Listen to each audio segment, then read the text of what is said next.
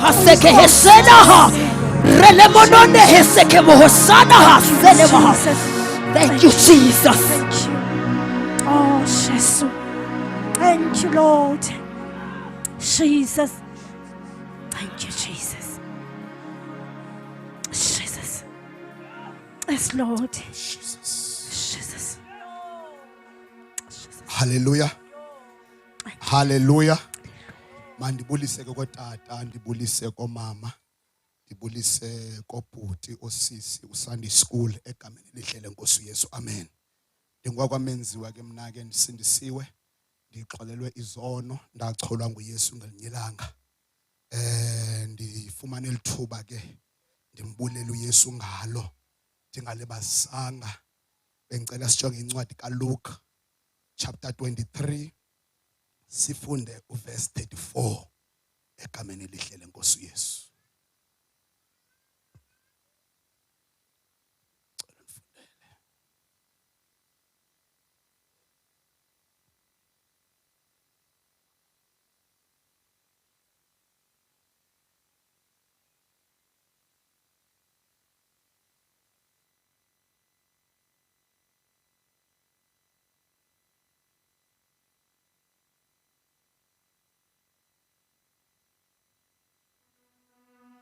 23 verse 34.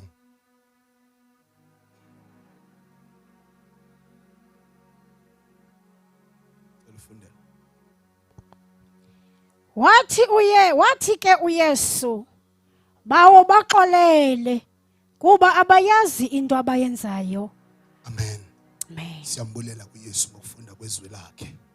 Hallelujah. Esiva amazwi emva kwelanga athethwa nguYesu qobo. Kungeli xesha sebembethile bamtyakatya. Kungeli xesha sele bemonyelisile bamtshikela bawudlakaza umzimba wakhe. iBhayibhile ithi bamxhoma emnqamlezweni. Xa sithetha ngomnqamlezo sithetha nge-death sentence. Sithetha ngendawo apho kungabuywa khona. Kodwa uYesu bathi ekubeni koba bemenze yonke into, wawathetha la mazwi, wathi bawo baxolele ngokuba abayazi into abayenzayo. Simbona ebathandazela. He intercedes before God ngenxa yabo. Bandiyayiqaphela kakuhle uYesu ebethi xa egqiba philisa umntu athi hamba izono zakho zixolelwe. Kodwa ngeli xesha usemnqamlezweni wamphethe imeko yomntu.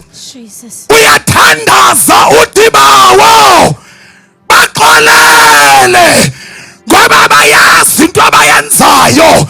Uyabathandazela kuThixo ngoba ngoku ungena kwiofisi yakuba ngumbingeleli. Not umbingeleli nje, but umbingeleli omkhulu. uJesu ungena kwiofisi yobubingeleli. Xa sibuyela umva uYesu theka eshumayela wathi aba balivaya ilizwi lam balenze ngokubafanekisa nengqondi. Abathi balivile izwi lam bangalenzi ngokubafanekisa nesiyatha. Kodwa yena namhlanje semnqamlezweni zange avuma uba sisiyatha ngoba kwadingeka into yokokuba amazwi washumayelayo uYesu athi kayafika emnqamlezweni awenze ngoba washumayela kwintaba ethetha nabantu esithi kubo, love your enemies and pray for them. Ngoku ngoku simbona semnqamlezweni ujongene ne-challenge kukufa kwadingeka amazwi awathethileyo awenze. Hayi babazalwane, namhlanje kudingeka abantu abazawushumayela nabantu abawevayo noma bejongene nantoni kodwa benza ilizwi. Ofika uYesu wawenza la mazwi. Thank you. Ofika uYesu ubabandazeli bakhe amazwi awathethileyo amangalela. Kwafikela kwixesha le-practicality ngoba noba singaziva intshumayelo ezinkulu kodwa kunexesha loba sohlukane nobeshumayela nakakade kudingeka uba alenze ilizwi. Simbona uYesu ejongene nomnqamlezo othi bawo baxolele. Ngeli xesha uYesu engena kule ofisi ungena njengombingeleli ongena ngelelakhe igazi. Simbona namhlanje einterceda esithi bawo baxolele ngoba bayazi into abayenzayo. Kungako uPawulos waphala wathi mnye uThixo ukwamnye nomlamleli phakathi koThixo nabantu uthi ngumntu ncakasana uKristu Yesu ngoba kula ndawo uJesu omphethe inyama ungumntu ncakasana uyabathandazela uthi bawo baxolele ngoba bayazi into abayenzayo. Kwakulixesha lokuba nathi bakhona ababandezele sinabo ayilo xesha lokuqalekisa. Zwile Nkosi lita kuphume emthombeni amanzi amtyuba namanzi akrakayo kodwa kukubathandazela abasibandezelayo masombathe uxolo siye ngaba kuThixo sithi bawo baxolele ngoba bayazi into abayenzayo. Kanti zoyinikela inkonzo noma bona babengazi kodwa yayilicebo likaThixo eli. Namhlanje uJesu simbona eme phambi kwabo ethi bawo baxolele ngoba bayazi into abayenzayo. Ingathi singaphuma kule conference sombethe uxolo ngoba kunabantu ababambe ngenhliziyo namhlanje dedela, namhlanje xolela, namhlanje phuma kule conference noba wenziwa ngubani na noba wenziwa ntoni ngubani na kodwa xolela, xolela lungekho uxolo. Asinoyikholisa inkosi uYesu. Ndiyayinikela inkonzo ngegama likaJesu.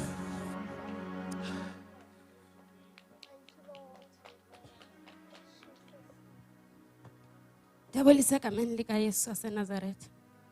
Ndabulisa kootata, ndabulisa koomama, ndabulisa koobhuti, oosisi, abantwana egameni likaYesu. Sizofumana izwi lethu kwincwadi kaLuka 23 verse 43.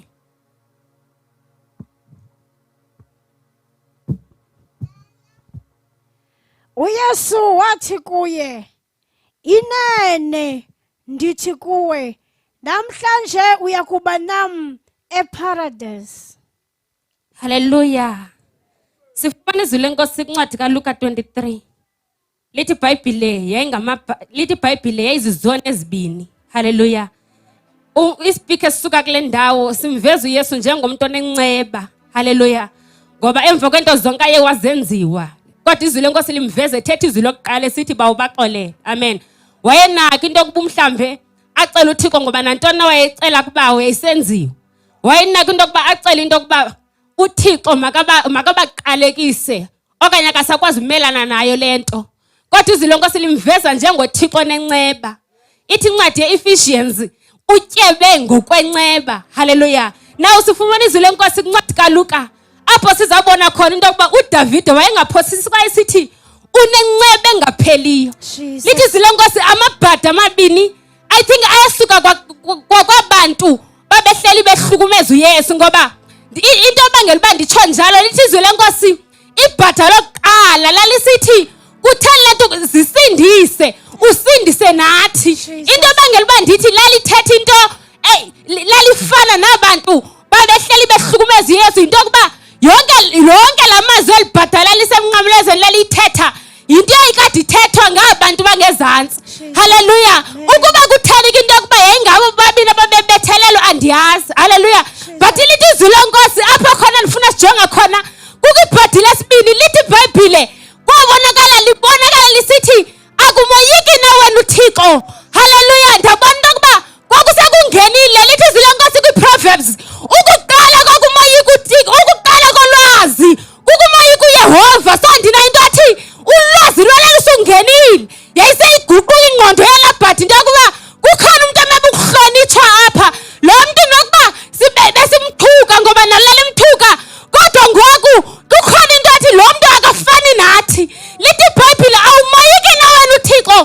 ngoba thina silapha kule mnqamlezo nje sikunyanzelekile sivuna into esiyityalileyo, kodwa yena lo ukhanya kunye nathi apha akenzanga nto. Ndinayinto uYesu inhliziyo yakhe yachukumiseka kwangoko ngenxa yokuba suke wambona into yokuba unguThixo ofanele ukukuhlonitshwa. Lithi izwi leNkosi kwincwadi yeRomans 10:9 ukuba uyamxela uYesu, umamkele ngenhliziyo, umkholwa into yokuba nguYesu, uyawusindiswa wena. Ndinayinto ethi usindiso kwelibhatha lwafika kwangelo xesha, noba lathi xa selithatha lithi bawo uzondikhumbule, kodwa ingathi ndiyambona uThixo esithi hayi besendikuxolele. The fact that ubuya wathi ndiyikumkani efanele ukukuhlonitshwa okanye ndenzanga nto noba ndikhonywa pha, that means ubuyibona imisebenzi yam okanye ubuyazi indlela endenza ngayo. Now izwi leNkosi lisivezela inguquko, lingathi libhatha ndiyalibona esithi ndiyayibona inyama neyihlukumeza, ndiyayibona ibuhlungu yonke le nto yenziwa kum, kodwa lithi iBhayibhile oyena mntwini imele kumoyika ngokwazi ubulala inyama abesele bulala umphefumlo. Naw nokuba aba beyibulala umphefumlo, beyibulala inyama yam, kodwa umphefumlo wam kukhona apho uzawudinga khona. Hallelujah. Wathi ndixolela utshintsha istatement, noba baninzi bengapha, kodwa mna ndixolela umana lona noba nalo ibhodo bendimenalo lingekayiguquli noba yendimosha naye, kodwa ndinayinto ethi kukhona uYesu omebuhlonitshwa. Hallelujah. Lithi iBhayibhile waguquka. Hallelujah. Lithi iBhayibhile ngomzuzu wokugqibela, lithi iBhayibhile wathi uYesu ndiza kuba nawe paradise namhlanje. Hallelujah. Ukuba uYesu mhlawumbi bengumntu ojonga ngokwendlela abantu bebejonga ngayo, uthi xa ethetha noSamuel okanye indawo uthi mna ndinguThixo andijongi ngokuba abantu bejonga, kodwa ndijonga enhliziyo yansimana uYesu engatyhili nencwadi into yokuba hayi bakudala wamosha lo mntu, kodwa sithi lithi lebhatha xa ubuya Nkosi uYesu uzondikhumbula. Yangathi uYesu hayi ba yinto yakadeleyo namhlanje. Ndizotsho ukuba uyaguquka namhlanje, uthembekile our God who is rich in mercy, uthembekile. Nditsho into yePasika nongakhonziyo idla ngaqamba ingathi lihlazo nto bengayinkozelo, mhlambe uye wavuthulula qamba ikhona into eduma ngezantsi, kodwa ndizotsho nokuba bunjani mhlawumbi kusitsho sithi hayi andinanto mna ndiyokhonza nje lisiko iPasika, noko lihlazo nto bungabikho sePasikeni, ngoba nabantu noba uhambe etawuni noba akakwazi uza kubuza uba uya kwayiphi iPasika, akakwazi nokwazi, ngoba khona into yokuba ngePasika noko imebe wonke umntu uyakhonza. Kodwa ndizotsho ndikhangela imessage, ndimthandile utata bethetha kule ndawo esithi imessage yePasika ipheleli namhlanje, kodwa imele uba yimessage esiyithatha imihla nezo. Yala nto namhlanje ndizotsho into yokuba kukhona uYesu onenqaba engapheliyo, ukuba walivelela ibhatha ngomzuzu wokugqibela sekuthiwa libaniwe. Ndinayinto ethi nabantu naba babexakiwe beqamba isoze nathi lo axolelwe besimosha kunye naye, bathi lithi izwi leNkosi oza kum ndinguThixo asoze ndamlahlela ngaphandle. Ujalo uThixo wethu, ujalo uThixo wethu. uYesu ufuna loo message hambani ke ngoko ezizweni nizenza abafundi uThixo ufunike njalo. Ibhoda livela liguquka ngomzuzu wokugqibela. uYesu walivulela indlela wathi namhlanje nathi ngenye imini ndiyakuva wena ukuthi Yesu uzundicinge xa ubuya, kodwa mna ndithi namhlanje ukuba uguquka namhlanje uYesu akakhangela incwadi, akakhangela izolo lakho, kodwa uthi namhlanje nza kuba nawe. Zitsho namhlanje zalivuma ibhatha lathi iintlungu zakaloku nje azinakulinganiswa nobuqaqawuli. Ndiyaziva iintlungu zenzeka enyameni, kodwa iintlungu ezizawukwenzeka xa ndingaphaya are nothing compared to ezi iintlungu nziva ngoku. So ndiyasitshintsha istatement, andinaxesha labantu. Ingathi nawe ungazenzela inceba, uvume uYesu, uguquka kwiindlela zakho. name of Jesus. Thank you, Thank you, Jesus. Jesus. Oh, Thank you, Lord. Hallelujah. Thank you, Father. Thank you, Hallelujah. Jesus. Hallelujah. Jesus. Thank you, Lord. Alibonge igama Thank you, lenkosi. Jesus. Hallelujah. Hallelujah. Hallelujah. Hallelujah. Jesus. Omi ngaphambili ngowakwakum ifani. Igama ke ndingodumisani. Ndisindisiwe. Ndiyamthanda uYesu. Hallelujah. Ndingalibazisanga sizafumana izwi lenkosi. Ilizwi lesithathu kwincwadi kaJohn chapter 19. Verse 26 no 27.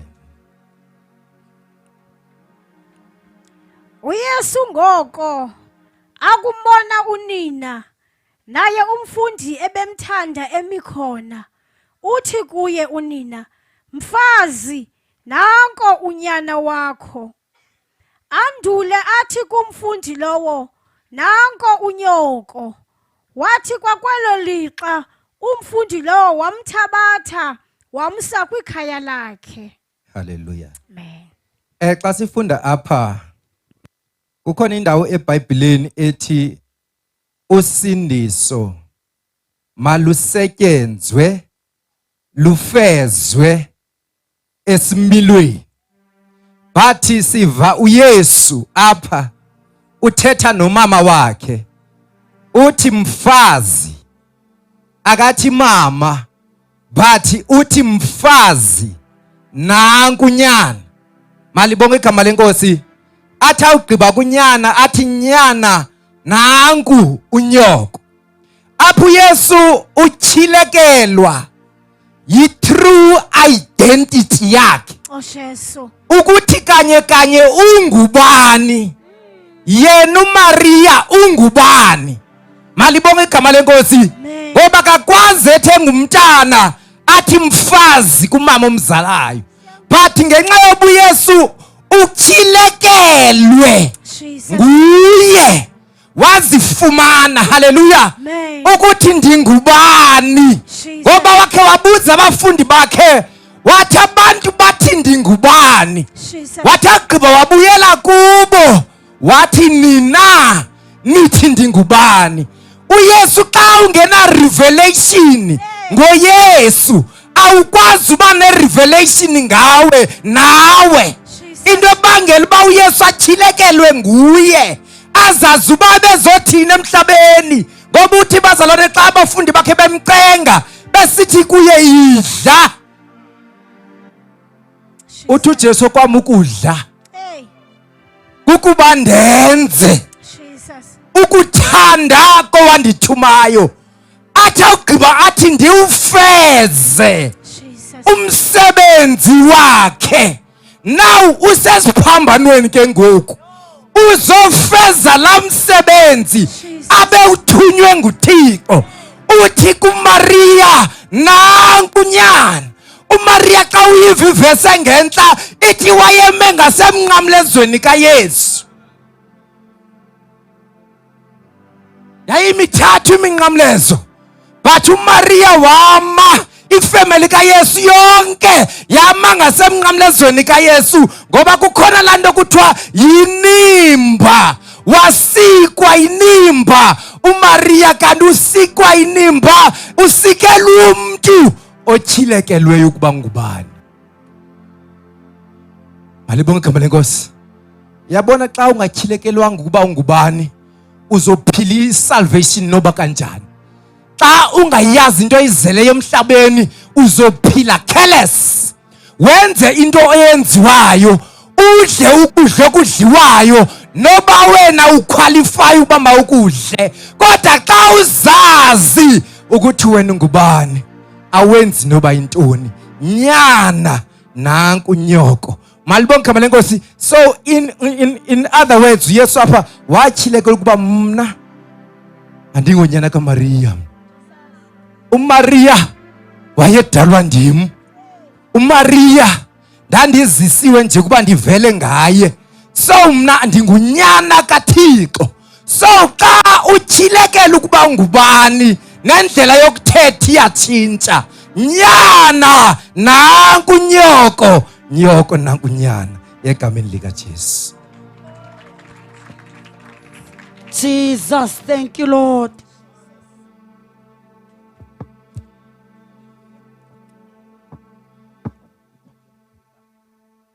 Ngibulise otata abefundisi, ngibulise omama abefundisi, ngibulise intombi obhuti, abantu abatsha, umtshayi wesigubhu, ngibulise wonke umuntu okhona. NdingowakwaDlamini Bangcwele, ndiyamthanda kakhulu Yesu. Ize apha ke ngaphambili, ize kuzotshela indlela eyahanjwayo uYesu. Haleluya. Ndizocela Bangcwele pha ku-27 kwincwadi kaMateyu 27 verse 46. Akandifundele yena yedwa nje ngomfutshane. Ke kaloku malunga nelixa lesithoba wadanduluka uYesu ngezwi elikhulu esithi, Eli, Eli, lama sabakthani, okokukuthi, Thixo wam, undishiye ngani na? Haleluya. Apha Bangcwele siva uYesu ngexetsha esemnqamlezweni. Haleluya. Xa ngaba esemnqamlezweni ndithanda into enye, intoba uthi uPilato yena akafumani ubutyala kuYesu. Ufika lento kume intoba lento ayigqitywanga Bangcwele into kaYesu emhlabeni, kodwa into kaYesu igqitywe ngamazulu. Haleluya. Amen. Uthi ke ngoku, onphindele mama. Ke kaloku malunga nelixa lesithoba wadanduluka uYesu ngezwi elikhulu esithi, Eli, Eli, lama sabakthani, okokukuthi, Thixo wam, undishiye ngani na? ukuba Bangcwele uva kakuhle apha akahlushwa nto ngenyama. Ayimkhathazi lento ukuba kuzofa inyama, kodwa futhi into emkhathazayo, ukhathazwa kukutshiya kwakhe uThixo. Jesus. Ngoku uyakhala intoba Thixo wam, undishiyela ntoni na? Bangcwele ndinaloo nto intoba xa siphila singaba bantu thina, into esikhathazayo kube ngathi siyoyika ukufa, kungenxa yoba siphila kulo mhlaba, siphila senyameni. Kodwa uYesu noma wayesemhlabeni ephila yena esenyameni, into esiyifumanayo apha namhlanje, sifumana intoba wayetyilekelwe uYesu Bangcwele kwizinto zonke, ngoba uthi xa esithi nindi unditshiyelani na Thixo wam, wayejonga ukutshiywa kwakhe uThixo more than intoba kuthiwe ufile. Haleluya. So Bangcwele ndizoba mfutshana, ndizocela ukwehla. Haleluya. Jesus, hallelujah. Jesus. Haleluya. Mantathuba ke nami ngibulise otata umama osisi ama teenager Sunday school egameni kaYesu. Ngiwancobela ke ngisinisiwe uYesu inkosi empilweni yami. Cela ke sifunde ke ivesi uJohn chapter 19 verse 28.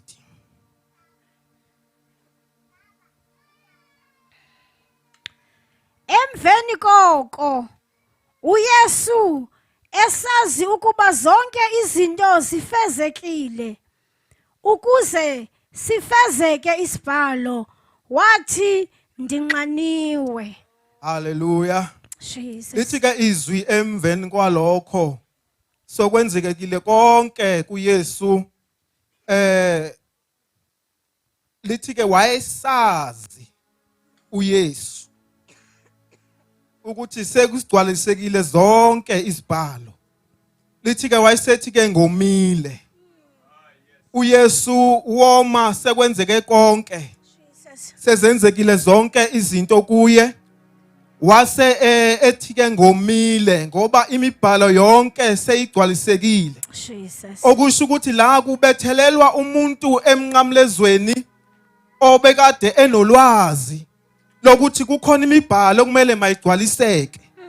Angeke igcwaliseke imibhalo kungenzekanga konke. Oh, Jesus. Kwakumele ukuthi makwenzeke konke kwenzeka kuye ukuze imibhalo igcwaliseke. Hallelujah. Jesus. Lithi ke wathi ngomile. Lithi izwi kaNkulunkulu emva komkhosi wamaJuda uYesu wema wamemeza wathi uma ekhona omileyo makeze aphuze. Jesus. Hallelujah. Hallelujah. uYesu woma kodwa engomeli enye into. uYesu wayomela thina Yes, ukuze Lord. sizuzwe nguye, ukuze thina singabi sawuzomela izinto zasemhlabeni. Lithi izwi kaNkulunkulu masifune okwaphezulu hayi okwaphansi. Thank you. Okusho ukuthi uma uYesu woma thina akusamele somela izinto zaphansi. Jesus. Sokumele somele yena uYesu ngoba ukhona sowama wamela thina woma. So ke ngoku uma ekhona omileyo makeze aphuze. uYesu khona ophuzisa abantu ukuze bangomi ngoba yena woma esemnqamlezweni omela thina. Uthi ke lo ithizwe kaNkulunkulu ke woma emveni kokuba sekwenzekile konke zagcwaliseka izibhalo ngokubethelelwa kwakhe. Hallelujah. So ke ngoku uma ngabe uYesu oma emnqamlezweni thina asisomi. Awusakwazi ukomela izinto zomhlaba ngoba ukhona owami endaweni yakho ukuthi ungomi uphuze emanzini kaYesu ungasoma omela izinto zezwe kodwa womele yena ufune yena ngoba yena woma esemnqamlezweni kodwa wayomela thina ukuthi thina singabi soma. Amen. Jesus. Hallelujah. Hallelujah. Ngothatha lithuba ndibulise kotata, omama, obhoti, osisi, teenager Sunday School egameni lika Yesu. Amen. Lithalo msoko nansindisiwe xolela izono. Ndicela kafutshane sifumane izwi Yohane chapter 19 verse 30. Xa ngoko uYesu wabeyamkele iviniga wathi kugqityiwe, wathoba inhloko wawunikela umoya wakhe. Uthi Phawu 29 bekumike isitya sizele iviniga, bazalisa ke bona imfuxa yeviniga, bayibeka phezu kwehisophi, bayisa emlonyeni wakhe. Amen. Sikhe sava okanye mna apho bengiqala khona ukuva kuthethwa ngehisophi bekuthetha ngayo kwincwadi yendumiso. uDavide esithi ihlambi isono ngehisophi lihlambuluke. Amen. Apha isiwa kuYesu. Hallelujah. Ndiyakholwa uba yaye kumhlambulula. Amen. Uthi ke ngokapha kugqityiwe akubehlanjululwe. Hallelujah. Ingathi uYesu ebantwini abasacingayo ababajongileyo apha ezantsi. Amen. Basacinga bakanene athe amehlo besokuvuleka babona ba inkosi le bayibethelelayo batsho babona babonile. Hallelujah. Bathi xa becinga ubuyumva baqomba kufanele sekwenza amadilo okungqengqeza. Hallelujah. Uthi hayi le nto niyicingayo sanuba sayenza. Hallelujah. Kugqityiwe lihlanjululwe lamathini niwacingayo awasazi ukwenza nto. Hallelujah. Ingathi sele sizile apha sazikhonjwa izono zethu lizwi likaThixo. Hallelujah. Akusekho nzame simele kuzenza kodwa ukukholwa kuba kugqityiwe. Simele kukholwa ilizwi ngoba ngumsebenzi kaYesu agqityiweyo le. Akho oyili kufanele siyongeze, akho nto kufanele siyongeze. Kugqityiwe sihlanjululwe. Hallelujah. Kaloku Yesu uthe exelwe nguYohane. Amen. Wathi nantsi imvana kaThixo ethola isusu isono sehlabathi. Hallelujah. Akaziqalanga ezinye izinto ebezozenza kodwa Hallelujah. Ezizona zisixakileyo akho nto kufanele siyenze ngenye ngoba ugqibile uYesu apha simele kukholwa egameni likaYesu. Thank you, Jesus. Ngomsebenzi Thank you, Jesus. opheleleyo. Thank you, Jesus. Thank you, Jesus. Thank you, Lord Jesus. Wathi kaLuka 23 verse 47.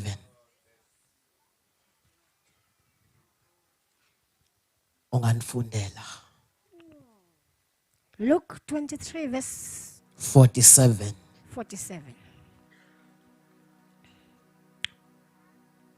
Ngeke lokhu umthetheli khulu akukubona okuhlileyo. No, verse 46. Sorry. 46. Yes. Wadanduluka ngezwi elikhulu uYesu wathi, "Bawo, ndiyawunikela ezandleni zakho umoya wami." Kayiphinde futhi. Wadanduluka ngezwi elikhulu uYesu wathi, "Bawo, ndiyawunikela ezandleni zakho umoya wami." Uthe akuba echilo echilo Jesus. waphuma umphefumulo. Hallelujah. Kule ndawo uYesu usemnqamlezweni. And njengoba esemnqamlezweni udlathulwe watyakatywa. uYesu esahamba emhlabeni kunesiprofeto awasibekayo before athethe lamazwi athi ndiyawunikela umphefumulo wami. Jesus. uYesu waba nesiprofeto, isiprofeto esithi le tempile ndiza kuyichitha ngokwami. Jesus. Ngamanye amagama, I will destroy this temple. Emveni kweentsuku ezintathu ndizawuphinda le tempile ndiyokhe. Ngamanye amagama, umuntu onamandla okuyigcwelisa le tempile ayingomuntu odla ipapa nomngqusho, kodwa umuntu onamandla ongadilisa le tempile ikwandim. Jesus. Kule ndawo kuYesu gqibobethwa amadoda ayembetha ambetha umqolo wakhe amathambo avela ngaphandle Jesus. Jesus. amjika Jesus. amzisa ngesifuba Oh. ambetha esifubeni amathambo esifubeni avela ngaphandle. Hallelujah. uDavide ngathi xa ndimbheka thina amathambo yakhe ayabaleka. Jesus. Ngamanye amagama iimbambo zakhe nomqolo wakhe wawuvele ngaphandle. uDavide xa ndimbheka thina namathambo ayabaleka la. Kodwa uYesu zange afe. You can do your research. Akakho umntwana obethwa ngendlela uYesu abethwa ngayo angafi. Jesus. Wathathwa la madoda ayembetha injongo yawo ayafuna uYesu afe, kodwa uYesu akafa. Kodwa uPaul wakugcina ukuphila kwakhe yaba nguye ogcina ukuphila kwakhe. Glory to Jesus. Kubani ongabulala uThixo? Sasiphi isikhali? Yayiphi into emhlabeni enamandla okupha umphefumulo kaYesu? Asikho isikhali, asikho isibhamu, awukho umkhalto, asikho isaphokho esinokhupha umphefumulo wakhe. Hallelujah. Yaba nguye. Amen. Sambetha salo zancama, Oh. saba ngambetha akafi lo mntu, Jesus. saba ngamtyakatya akafi lo mntu, sabetha izaphokhwe ezinesikhonkwane ezade zibetha zibuye nenyama. uYesu akafi. Jesus. Samthatha Oh, Jesus. ndizonibuza kubani ongabulala uThixo?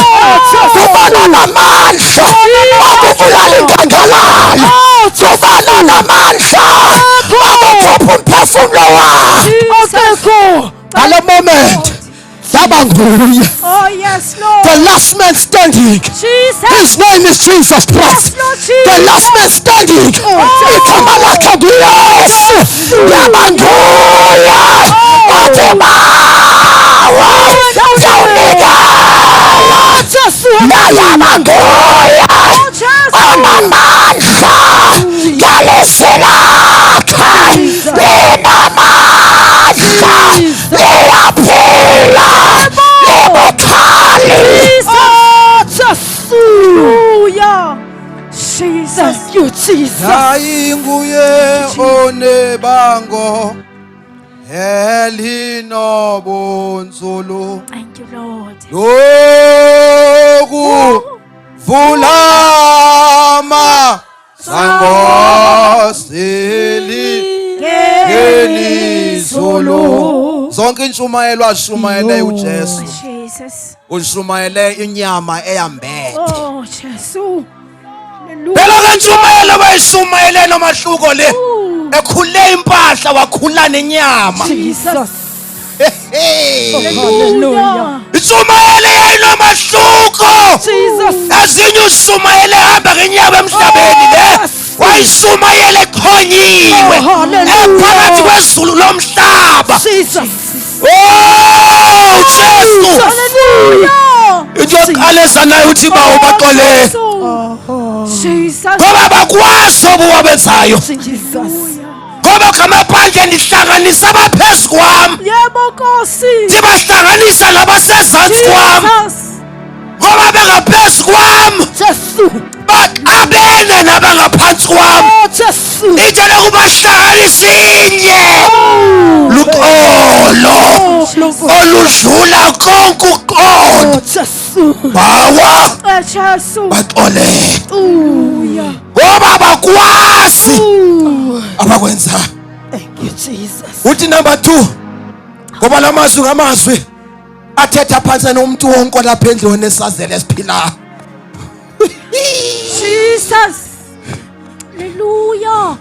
abantu boqala Oh. abantu abanengxaki yoxolo My Jesus. uxolo phakathi kwakhe noThixo wakhe Amen. uxolo phakathi kwakhe nomzalwane wakhe uxolo number 2 ndiyakuba nawe namhlanje Yes, Lord. eparadise isethembiso salathuba wonke lo wenze unumber 1 uyaqualifya kunumber 2 Jesus. wonke odile nendaba yesono kunesethembiso kuye soba uma efa Jesus. yena noJesu bahlangana khona Oh. yena ovumi ngobathi kunenjabulo Jesus. kunenjabulo khona le Yebo. kunamahlazo Jesus. asivumi isono apha Jesus. kodwa kunenjabulo Yes, Jesus. kunenjabulo khona le Jesus. ngaphila impilo yomfandedwa Siyam. ngaphila impilo yosisi Jesus. ngoba kunenjabulo Hallelujah. ekhona le Hallelujah. nyana Hallelujah. nanku nyoko Oh. nyoko Jesus. nanku nyana ngamagama phandle mna ndithatha iposition yami yobuthixo nawe thatha iposition yakho yobuzalwane Jesus. ndithatha yami yobuthixo Jesus. thatha yakho yobuzalwane uba ngabe umshumayeli shumayela amaxesha axakileyo namaxesha avumayo shumayela udaba Timothy suba into seselala kuse suba kumvangelo kuphela unyaka ngawo ngawinanga mphefumule bukumkanini take iposition yakho Jesus. ime endaweni yakho yokuma wathatha iposition yakhe thathe yakho because mawungamako yakho uzogcina abemi kwesabo ime endaweni yakho yokuma Jesus. ngoba mawubuswa ngaphaya awuzobuswa ngokwenzileyo uzobuswa ngokuthunyiweyo bangabonga uJesu Eloi Eloi lama sabakatha Jesus. Ilizwi lokuzibhenca, ilizwi lokuzihlola, lokuzazi kahle uba njengoba bendisaziwa ngoba ndiyi-miracle worker, njengoba bendisaziwa ngoba abafileyo bevuswa ndim, sendingade ndizihlaze ngomzuzu wokugqibela sendisifa uba nathixo. Why ndingabayeki babamba oku bakwaziyo ngam, bokuba ndingumshumayeli ophuma izandla mna? Jesus. Kutheni le nto ndizozihlaza sendihamba? Ndingabayeka abantu nefayili yam entle abayiphetheyo. Jesus. Sakathi wabona uJesu uba ifayili yam entle abayiphetheyo izawundixabanisa nalo phethembi yam. Isiphethe abahlala bebamba ifayili endala, Jesus. eba wayeke washiywa nguThixo wade wasazisa. Jesus. Kodwa ezulwini kube kubanjwethi ndandimshiyile, kodwa ndamphuthuma ngoba weza kanye Nkosi. Oh, Jesus. Hallelujah. Sangathi uright eko right, Jesus. sangalile kuba kulilwe enkosini, Jesus. sangaxhoma izandla kuba isininzi sixhoma izandla, Jesus. sangahlale naye etafuleni njengabafarasi, Jesus. weze hamba ngamadolo njengentombi Oh, hallelujah. ethi nje Nkosi ayisasiwa ngobuhenyukazi ekuhlaleni. Jesus. Yafika yosula iinyawo zakhe ngenwele zayo Hallelujah. waziveza Jesus. eyilento ayiyo. Jesus. Endlini unjile, mayingekho akekho. Isalvation impilo, Pilo. ino theory side Jesus. ka 20%, no practical side ka 80%. Ngapasi Jesus. 20% fail, 80% dinganiwe. Jesus. Domile ngaza lento basithi abantu abeza nezityhilelo zoba wayomele ntoni, yena akatsho ba wayomele ntoni. And ayikhombi indaba yoba size nezityhilelo, kodwa ume kwindawo ethi ndinxaniwe ngoba ifuna wonke ubani avele lento ayiyo, ukuze ndivele uba njengoba ndimi apha ndinxanelweni. Jesus. Akunoxuthwa le mic yintoni endingagijima kuyoqala. Oh, Nkosi yami. Njengoba ndikhonza nje ulangazelelo lwam liphi, njengoba ndinegama endaziwa ngalo, ndomele ntoni? Jesus. Akanje banikhonza nje apha, ndomele uba lo mne wam uthi ube necita nalo. Ndomile batha ndomelanga lindise ebomini obungunaphakade. Oh, Jesus. Ndomela inqala, ndomela ibhasela, Oh, Jesus. andomelanga uMatthew 6 funani tanci ubukumkani bukaThixo. Ezinye izinto sibuye sibeyeke sini. Oh, Jesus. Nkosi yami. Wonke umuntu apha unxaniwe. I am telling you reality. Wonke umuntu apha uyalangazelela. Nkosi yami. Umbuso wodwa womeleni. Oh, Jesus. Melento. Nkosi. Ngoba umthandazo wami sengathi ke adafe ngene endaweni yakhe. Nkosi Jesu. Nomile, Jesus. nomela inqala. Jesus. Bawo, ndiwunikele ezandleni zakho umphefumulo wakho. Jesus. Wanikela lento yayimenza phile ezantsi emhlabeni. Because xa engenamphefumulo u-irrelevant emhlabeni, u-useless. Lento yayimenza abe useful phakathi kwabantu. uPaul mayithetha uthi ndingahamba ndibheke enkosini, leyo iyinzuzo kum. Ukuhlala phakathi kwenu kuyinzuzo kuni. Ngamagama aphandle siloku umphefumulo usekho niyazuza, niyabhena. Uthi uJesu okubeka uzuzisa nina ndinikela ngakwenkosini. Khona ukuze kungabi sabikho nto ndizoba relevant ngayo kwelihlabathi. Yonke into endenza abantu bandishayela izandla ndiyinikele enkosini. Yonke into endenza abantu bathi xa bethetha ngumntu ke lo ndiyinikele enkosini. Jesus. Yonke into endenza bathi abantu mdludlu madoda uthi ndiyinikele enkosini. Siphakame emini ngenyawo. andi nakho kwanele ndizomnika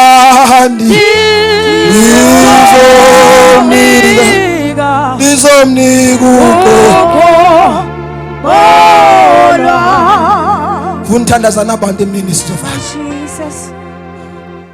My Jesus. Ndinengxaki mna nothina nezolo. Jesus. Okanye nalo indibanisa nezolo ilindibanisa nowethu. Jesus. Ntembe vertical ikho horizontal yaqhawuka. Jesus. Yaqhawuka. Thando nalo lolika Thixo labazalwana ndinalo. Oh, Nkosi. Abantu abawilling Jesus. ukuhlazeka phezu konomhlaba just for ubabazuzo kwezulu. Jesus. Nginikezele mfundisi uxangana. Asithandazele ngegama lenkosi uJesu. Jesus. Jesus. Masivala amehlo ethu. Mandilive izwi lakho.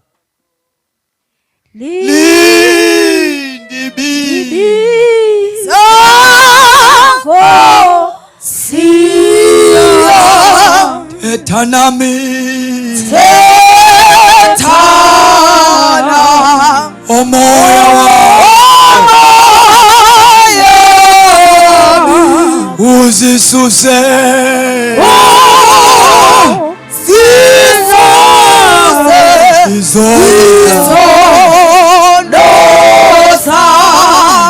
mandilive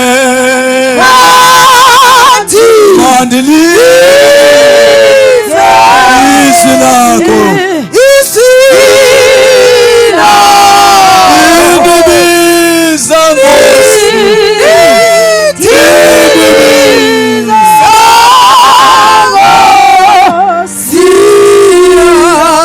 thetha nami,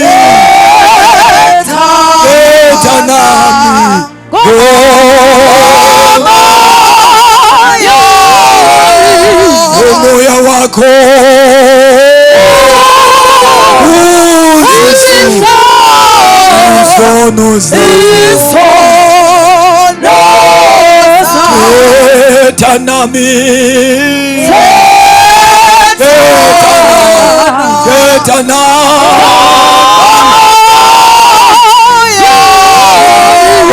umoya wakho